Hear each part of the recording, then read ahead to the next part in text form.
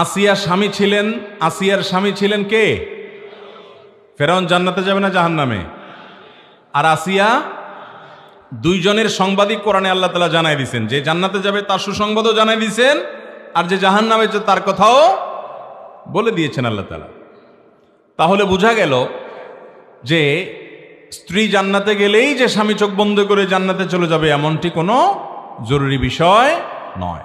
তবে এটা ঠিক যে স্বামী স্ত্রী একে অন্যের সপক্ষে আল্লাহর কাছে আল্লাহর অনুমতি পেলে সুপারিশ করার সুযোগ পাবে, অন্যজনের কাছে যেরকম অন্যজনের বেলা যেরকম পাওয়া যায়, সেই হিসেবে আল্লাহ তাআলা রহমত করে মৌলিক সব বিষয় মান, আকীদা, বিশ্বাস যদি শিরক মুক্ত থাকে, ঠিকঠাক থাকে, তাহলে সেক্ষেত্রে আল্লাহ তাআলা একজন আরেকজনের সুপারিশের মাধ্যমে আল্লাহ জান্নাত দিতেও পারেন। এটা সম্পূর্ণ আল্লাহর ইখতিয়ারাধীন বিষয়।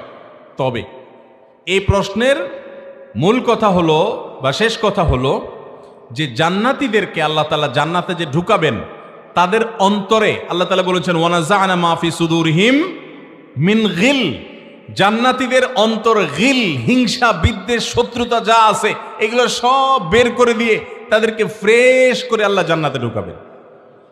অতএব দুনিয়াতে আপনার স্বামীর প্রতি আপনার যে জেদ আছে, দুঃখ আছে, ক্ষোভ আছে, আপনি যখন জান্নাতে যাবেন এগুলো কিচ্ছু থাকবে না ইনশাআল্লাহ। আমরা দোয়া করি আমাদের এই বোনের জন্য আল্লাহ তাআলা তার স্বামীকে যেন তার চক্ষু শীতলকারী স্বামী বানায় দেন। যদি ভদ্রলোক অমানুষ হয়ে থাকে আল্লাহ যেন তাকে মানুষ বানায় দেন। আর এই বোনটাকে যেন সবর এবং ধৈর্য ধারণ করার তৌফিক দান করেন।